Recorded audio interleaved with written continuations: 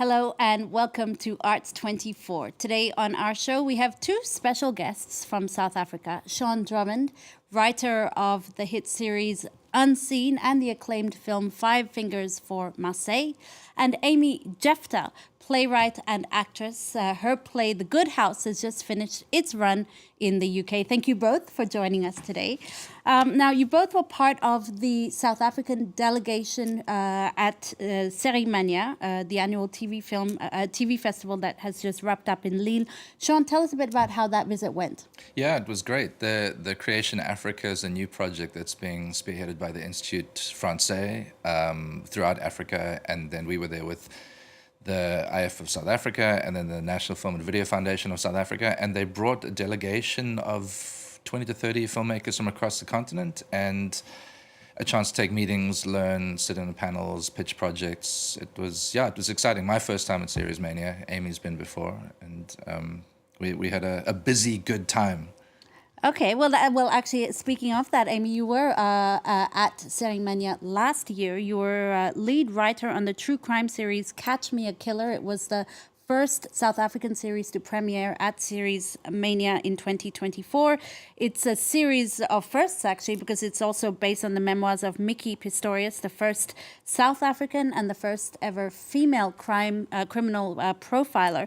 She is a journalist turned forensic psychologist who tracked down South Africa's most feared criminals in the 1990s. Take a look.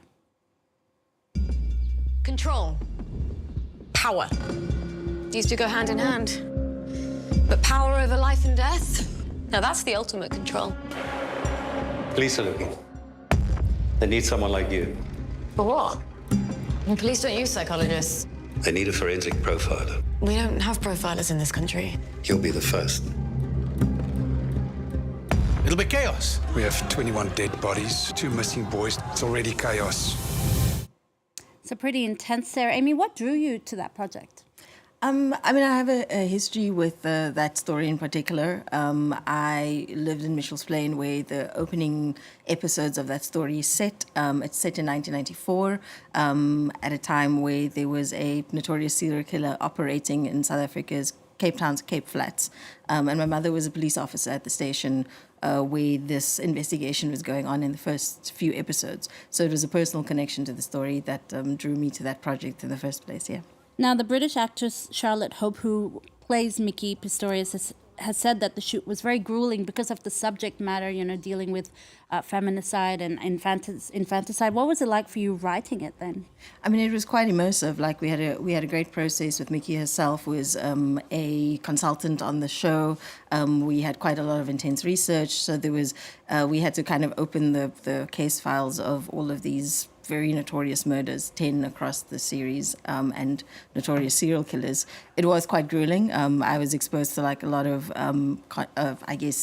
seeing photographs and case files and detective reports and things that From the time itself that I was kind of not ready for, but also a very fulfilling, I think, process to try and humanize some of these quite gruesome figures, yeah.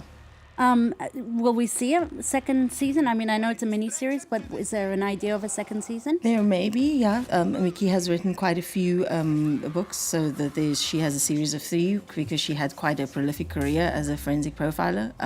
So, yeah, there may be a coming second season. Something to keep our eye on. Now, Sean, your latest project is season 2 of Netflix's crime thriller Unseen. You wrote a few episodes of season 1. You're head writer on season 2. Unseen is about a house cleaner who commits a string of crimes while looking for her husband. It was the most watched African series on Netflix in 2023. Take a look. I'm looking for this guy. Have you seen him? Just trying to find my husband. No one seems to care. According to a police spokesperson, police are on the lookout for a woman believed to be wearing a green coat. Zenzile Mwale, let's have a chat. I don't understand you. Talk to us. I have nothing to say. Do you think that she killed him? So you're Max's wife, huh? Did Max send you? So, Sean, I know Netflix are notoriously tight-lipped. What Yes. can you tell us about season 2? I can tell you that it's coming this year, soon.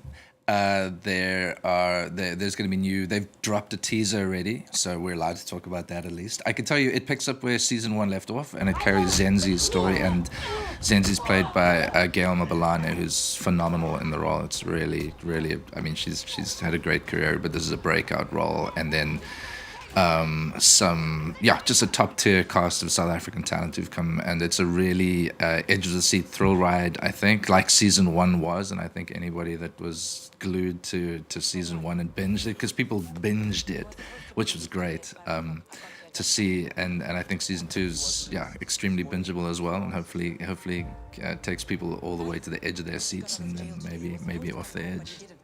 Well, certainly our appetite for crime thrillers keeps growing and growing. Sean, now let's talk about Five Fingers for Marseille. Yes, yeah. Your feature film, it was a critical success when it was released back in 2017. It's a Western set during and after apartheid in South Africa, filmed entirely in the local tongue Sesotho. Yes. And it's named for a town that we know here in France, Marseille, but Marseille with an S. It's a town in South Africa. Now, the leader of a gang called Five Fingers kills 2 white policemen. He escapes, and then the film picks up 20 years later in post-apartheid South Africa. Now, Sean, Beyoncé's Grammy-winning Cowboy Carter album was inspired by 8 Western films. She has said one of those films is Five Fingers for Marseille. How does that feel? It feels great. It was a big surprise. We didn't expect that in a million years, and it's really affirming to know that Beyonce's watched and enjoyed the film and even been inspired by it, which seems crazy. And we're in great company on that list of films that she listed. There are some incredible filmmakers there, so it was an honor. Did she maybe reach out to you personally at all? You know, she didn't. I was in LA quite soon after the news broke, and I did. You were waiting for a phone call? I was sitting by the phone waiting, trying to set up a lunch. The phone just didn't ring.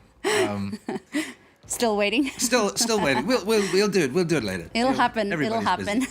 Now, I did read that you are a fan of the Western genre, but why did you want to use the Western genre for this story? I think a genre storytelling is powerful because people understand the rules of a world, and we were exploring the change in the country and using a small town as a microcosm for political changes, social changes, exploring cycles of violence. Myself and Michael Matthews, the director, we really wanted to try and get under the skin of what South Africa was dealing with then 10 years ago when we were writing, and even still today. You know, it's a fractured place in many ways, and I think those cycles of violence we see around the world too. It's not just a South African story. I mean, there's universality to it. So doing that through the genre, through the Western, just gives a chance to really present things in a way that's accessible to no one. Is thrilling, is entertaining. If you just want to be entertained by a thrilling story of these characters,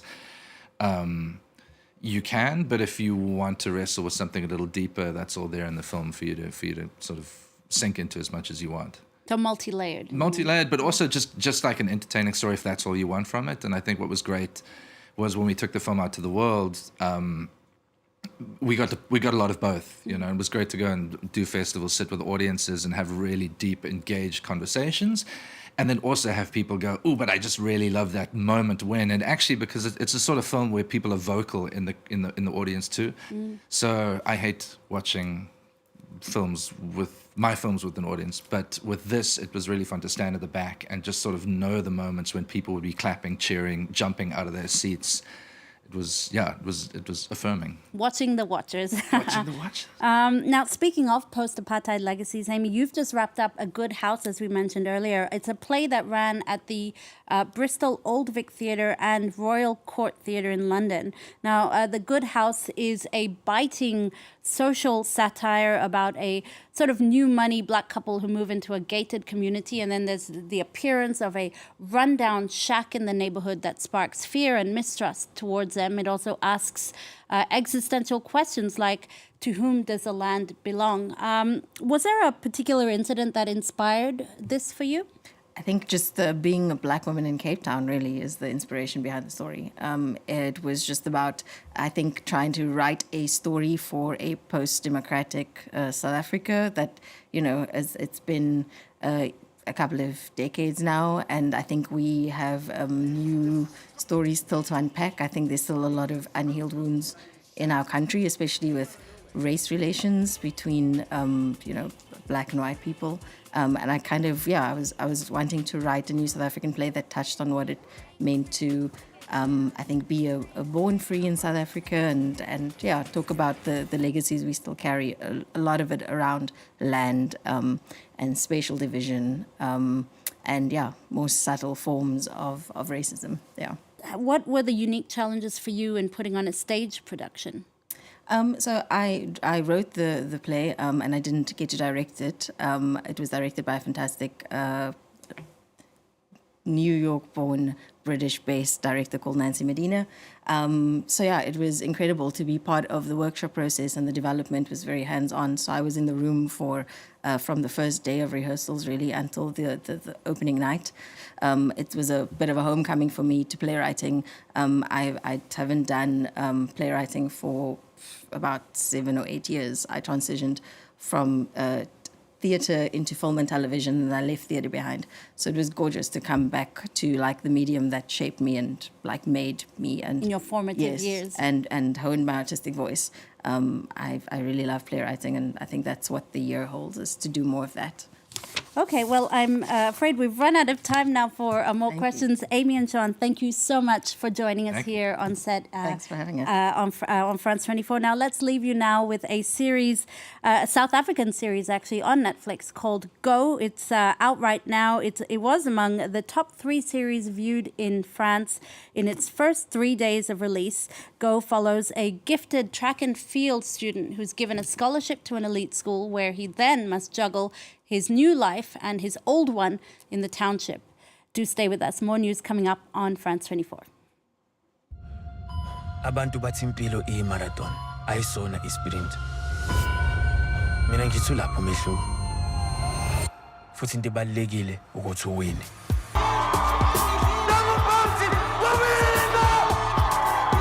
I saw your race today. We could really use your pace in the upcoming season. I'm offering you a full scholarship to attend St. Jude's. Kopo mi se Jephta.